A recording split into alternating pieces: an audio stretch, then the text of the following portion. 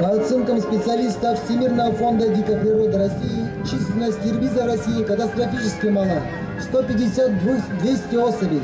Возможно, за последние годы она еще снизилась из-за браконьерства, как на самого ирбиса, так и на объекты его охоты, диких копытных и разрушения мест обитания редкого хищника. Ирбис не должен повторить судьбу тигра, когда-то обитавшего в Горном Алтае, но полностью истребленного человеком. Сохраним снежного барса. В рамках нашего фестиваля проходит конкурс театральных постановок, посвященный сохранению снежного барса.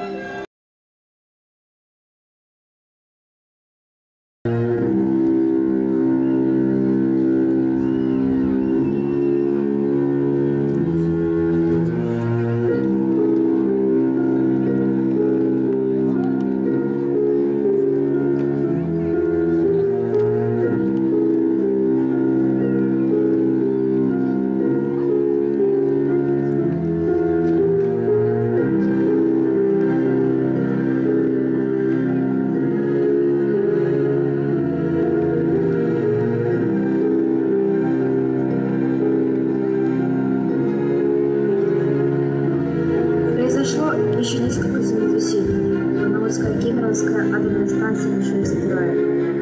В Семипалатинске произошел ядерный взрыв на старом полигоне. Из-за глобального потепления растали льды Гренландии, и уровень океана поднялся на 5 метров.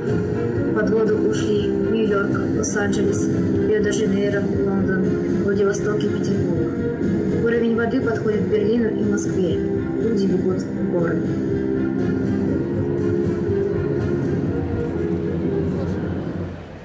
Хватит уже! Я не могу это слушать! И так тошно! Мама сказала, ни в коем случае не спускайтесь вниз в течение нескольких лет. Как вы думаете, ребята, через сколько все придет в норму? Тебе хорошо. Ты хотя бы знаешь, где твои родители.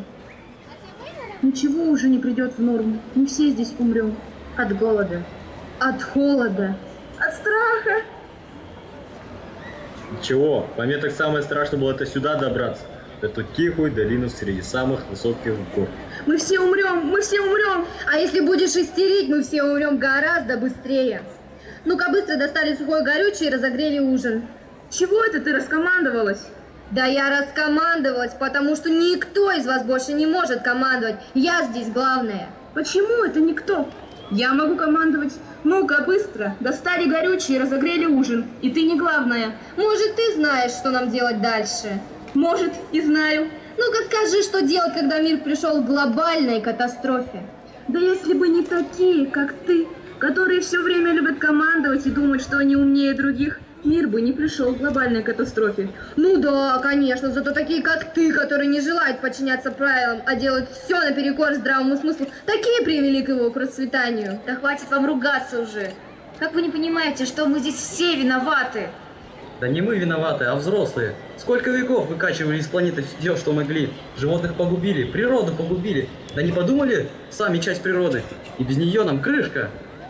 Да мы были бы такими же взрослыми. Также качали бы нефть, сжигали топливо, загрязняли планету. Просто мы не успели. Нам не повезло. Дай мне, пожалуйста, одеяло. У тебя целых 2, а мне очень холодно. У меня нет ни одного. Раньше надо было заботиться. Я сюда их перла через столько километров. Чтобы ты укрывалась? Ха, нет уж. Дай мне, пожалуйста, немного твоей еды. Я свой рюкзак с едой потеряла в прошлую ночевку. Не надо было зевать и щелкать клювом. Теперь каждый сам за себя и выживает как может. Люди, вы слышите себя сами? Что вы говорите? Как вы себя ведете? Да вы не люди, вы звери. У вас нет милосердия. И даже перед лицом смертельной опасности вы продолжаете бороться за власть и думать только о своей шкуре.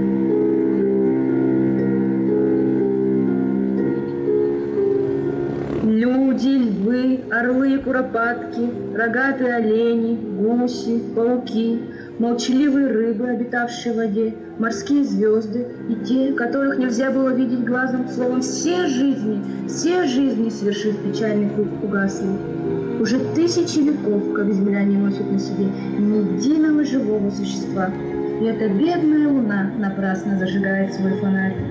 На лугу уже не просыпаются с криком журавли, и майских жуков не бывает слышно в липовых рощах. Холодно, холодно, холодно, пусто, пусто, пусто, страшно, страшно, страшно. Что это с ней? Тела живых существ исчезли в прахе, и вечная материя обратила их в камни, в воду, в облака, а души их все слились в одну. Общая мировая душа — это я. Она сошла с ума, остановите ее, это истерика! Мне суждено победить, и после того материя и дух сольются в гармонии прекрасной, наступит царство мировой воли. Но это будет лишь когда мало-помалу, через длинный ряд тысячелетий, и луна, и светлый Сириус, и земля обратятся в пыль. А до тех пор ужас, ужас.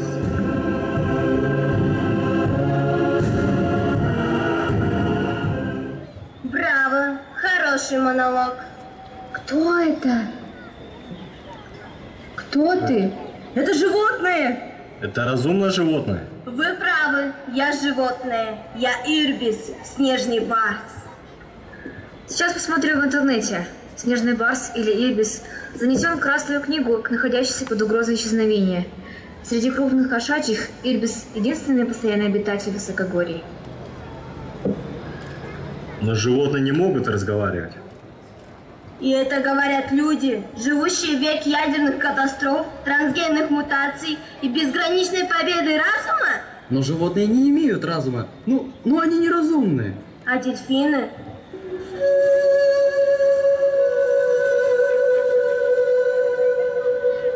Хотите легенду? Давным-давно люди жили в долинах вместе со снежными барсами. Барсы верно служили людям в охране жилища. Спали рядом с маленькими детьми, согревая их своим теплом. Барс помогал охотникам выслеживать и добывать. Так было на протяжении долгих лет. И вот, однажды, когда наступила весна, молодой охотник увидел очень красивую девушку, которую никогда раньше не видел. Он заговорил с ней, она не испугалась. Они полюбили друг друга и стали тайно встречаться. В один вечер их заметили другие охотники из племени девушки и рассказали все отцу девушки. Отец пришел в ярость и запер свою дочь в пещере, приставив к ней стражников. Юноша никак не мог забыть девушку, и тогда он отправился к ее отцу свататься. Отец ничего не хотел слышать, и юноша спросил: «Чего же ты хочешь?» «Принеси мне белоснежную шкуру своего Ирбиса, и тогда я отдам тебе свою дочь». Юноша, ослепленный любовью, следующим же вечером принес к его ногам то, что он просил. На следующее утро барсы проснулись, и на груди у каждого из них было темное пятно. Они не смогли простить предательство человека и ушли далеко своей стаей. И каждый раз барсы стремятся уйти далеко от людей для того, чтобы спастись. Ну и что все это значит? Это правда? Это значит, что человек ради своего блага готов предать все, и своих друзей, и природу, часть которой он сам. А значит, человечеству суждено умереть. Это образ. Вы думаете, на планете были только одни разумные существа, люди? А что, были и другие? Именно, были. Просто потом некоторым пришлось уйти. Кому в горы, кому в океан. Почему? Потому что человек не терпит конкуренции. Человек уничтожает все, что не похоже на него самого, что не подстраивается под человека. Но в этом же и заключается миссия человека – сделать мир более уютным, удобным. Для кого? Для кого уютным, удобным? Для самого человека? Почему вымерли неандертальцы, а остались только кроманьонцы? Предки вас, современных людей. Но мы-то в этом не виноваты. Вы, люди, такие же, как те, кто уничтожал. Вы убиваете себя, свой род, и утверждаете, что не уничтожаете себе подобных? Человек изначально был обречен из-за своей жадности, эгоистичности, недальновидности. Ирбис ушел из-за этого от человека. И дельфины. Изначально на планете было несколько разумных видов, но те, что решили быть с человеком, погибли.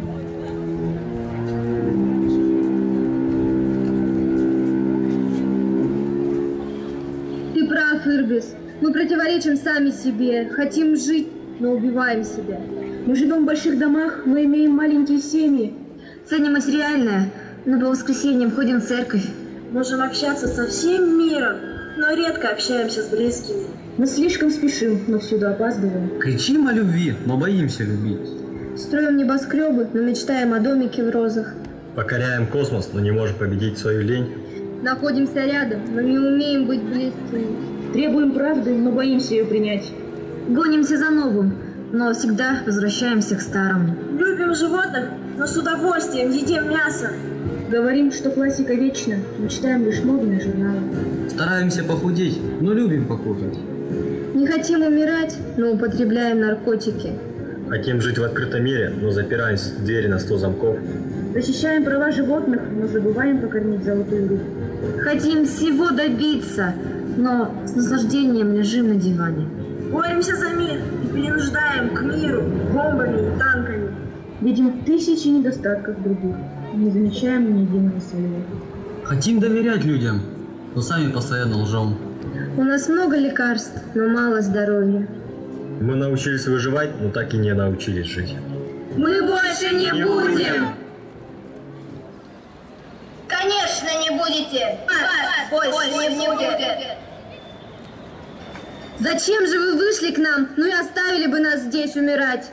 Да, я оставил бы вас умирать, если бы был человеком. Но я знаю, что выжить можно только если помогать друг другу. Да-да, только если выживет человек, выживу и я. И все, кто еще остался из животных и растений. Такой вот парадокс. Вы умеете хорошо гадить и портить, но только вам под силу все исправить. Но мы же еще маленькие, мы же еще дети. Вы скоро станете взрослыми, и вам отвечать за этот мир. Хочешь, давай укроемся моим одеялом? Мне не жалко. Хочешь, возьми мою еду. Прости меня, я повела себя как свинья, жадина и последний человек. Да, это точно. Мы все повели себя как последние люди. А мы не последние. По крайней мере, все должны для этого сделать. Что мы можем? Мы должны спуститься обратно и помогать взрослым. Но мы им будем только мешать. Мы будем делать то, что можем. Мы будем учиться жить так, чтобы восстановить и сохранить этот мир. Думаешь, у нас получится? Мы должны хотя бы попытаться. А сейчас давайте спать. Утром нам предстоит долгий путь. Что ж, вы не такие уж и плохие, как показалось вначале. Главное, чтобы вы не забыли урока, который получили. А человеку так свойственно забывать плохое и повторять свои ошибки. Когда вам станет трудно, вам покажется, что вас мало, что вы в меньшинстве. Вспомните обо мне, о моем роде, о ирбисах. Снежных барсов так мало, но они выживают. Выживают потому, что помнят о своих ошибках и знают, главное не быть самым умным на планете. Главное быть умным достаточно, чтобы не навредить планете, на которой мы все живем.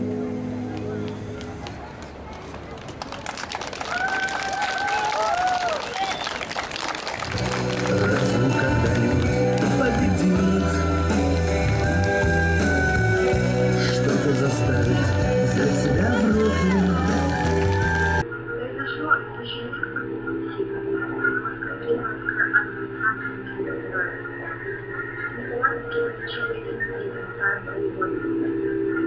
глобального потепления. Настали 2 Германии, и уровень океана поднялся на 5 метров. Возможно, ушли.